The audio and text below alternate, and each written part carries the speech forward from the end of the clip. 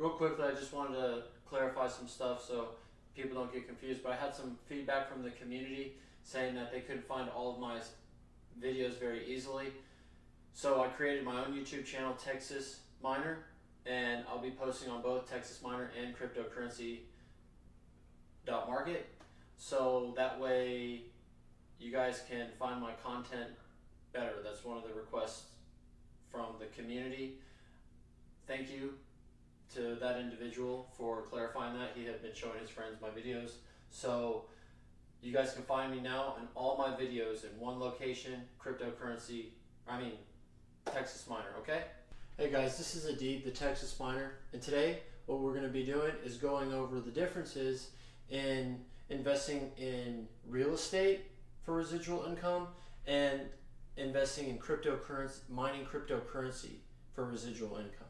So first off, let's be on the same page of why you would even want residual income, because there's a big debate: buy the coin, mine the coin. For me, I'm a firm believer in doing 50-50 with my holdings. That's not investment advice, just a suggestion. But the whole concept remains the same. So let's go into that. Some good books, if you haven't read anything about it, are in order of importance: Cash Flow Quadrants. These are all Rich Dad Poor Dad books. Real Estate Loopholes. This discusses the details of how the rich make more money and pay less taxes. And here we go, Owning Your Own Corporation. Okay, those are all great books, but if you want to save the read, the general concept is to make everybody has their monthly expenses. The goal, what he describes, is that imagine the type of empire and the financial freedom that you can bring to your life and the empire that you can build if all of your bills for that month, including spending, rent, food, car insurance, car payment, all those things, were taken care of right off the bat. Imagine what you could do with your time. So that's what he describes, and I'm a firm believer in that, because for me it's all about financial freedom, not working for somebody, and being able to take care of your family at the same time. So that's the whole purpose of why I did it. Now, I started to get involved in investing in real estate. Finally, made the jump, bridged the gap, however you want to say it, got a property. Then cryptocurrency comes around. I start to look at it, and I'm like, wow. And then I just started to notice how similar the two business structures are. So let's get into it. The day-to-day operations, and the general differences in what you're farming. So you can provide housing and make sure that individuals are taken care of, and they'll pay you on a monthly basis. Or you can farm robots. So the difference is pretty drastic. There's so many things that can go wrong and so many different variables. But with crypto mining, once you get the hold of it, now learning the fundamentals, it can be a learning curve, but if you stick with it and you understand the thermodynamics and electricity, then the day-to-day operations and not much can go wrong when you're mining cryptocurrency. The most that will happen on the day-to-day basis after I got my operations running was, hey, so a rig went off today, get an email notification, go over to my Casa app and turn it off, turn it on, boom, the rig is reset. Email notifications, all done by our phone. Versus if something goes wrong on your real estate property, my HVAC condenser unit and evaporator cooler, so the whole HVAC system went out. I got a call from the tenants. They're pissed because it's summer. They're hot. They're pissed. Had to coordinate the electric people, coordinate their times, the AC HVAC specialist, and coordinate the times between the tenant and the HVAC specialist. Make sure everything got done correctly, and then invoice. The tenants were asking, hey, since they were asking for rent off and all that kind of stuff, My robots, they don't do that, and they are working. If they're not working, that means that they're not programmed correctly. It's a green light, red light situation. There's no in the middle. There's less hassle when things go wrong, and if you get to the point where you're out of your garage and you're in a warehouse, then you will be able to afford somebody to be on site to take care of. Let's say, for example, I had a power supply go down. So this would be considered a bigger problem. Okay, if I had to diagnose this power issue, it wasn't too difficult. I noticed that 3 of 6 GPUs were turning on, so I was like, okay, power. I checked them all, and there was just a burnt fuse after a year of mining. So from the time I pulled out the rig, diagnosed it, went to go get a new rig, put it back online, max 3.5 hours, 4 if you want to include a lunch break in there. So, I mean, the day-to-day operations and the amount of manpower that goes into it is because with tenants, you need to have, with real estate, you need to have a crew, handyman, and all those other individuals to call to take care of something when something goes wrong, and make sure that they do good work. Here in mining, which one property, the money that required, so money required to get into real estate, $30,000. One individual can manage a $30,000 operation. It's about 6-7 rigs. So, the amplification is just a lot more. So let's stay on track. Management, phone versus crew, we went over that. Late payment, eviction.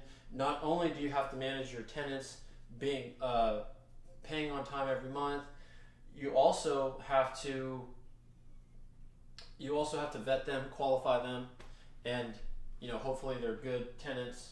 So for that one property, I probably qualified 13 different individuals and finally found one that would work out. So, and marketing and all that kind of stuff, the whole shebang, it all goes into it. So average ROI, mining cryptocurrency on a month-to-month basis, not including future value and things like that, because with real estate it can be the same way.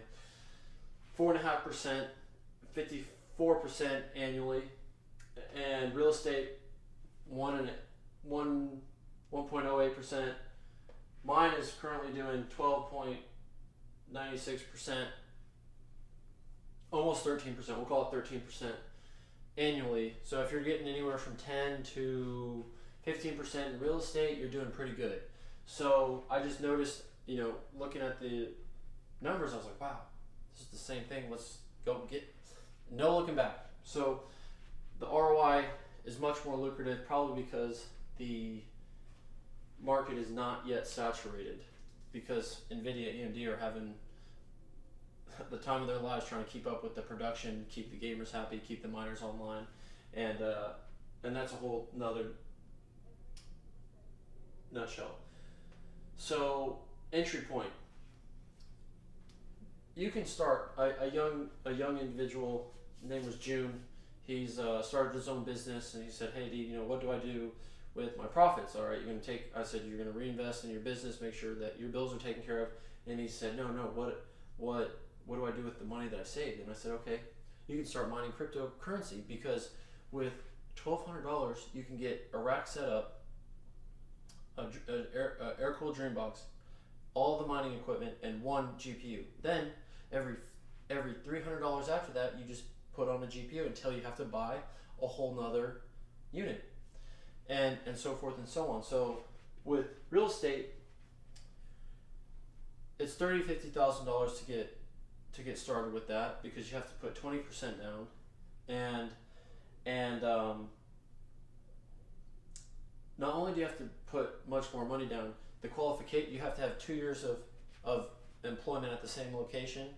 If you're on a sales job, you have to have that same sales job for the same 2 years to prove that your income is worth it. If you're an entrepreneur, your LLC needs to be in business for 2 years before that income can be qualified as stable. Since the '08 crisis, getting a mortgage has become a lot more tedious.